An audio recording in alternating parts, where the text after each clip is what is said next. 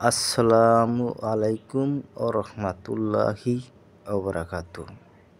আশা করি সকলেই ভালো আছেন, সুস্থ আছেন। আজকে যে গাড়িটা দেখতেছেন সেটা হলো একটা অ্যাক্সিডেন্ট। তো এই ঘটনাটা ঘটেছে গাজীপুর চৌরাস্তা।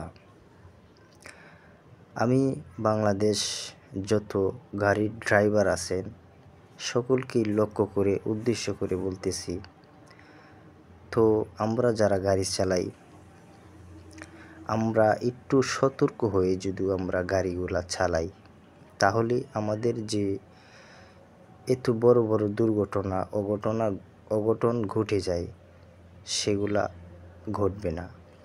তো আমরা গাড়ি চালাইবার আগে আমরা আল্লাহ রব্বুল আলামিনের নাম নিয়ে গাড়ি চালাই, তাহলে আল্লাহ আমাদেরকে আপনাকে সবাইকে সেভ করে রাখবেন।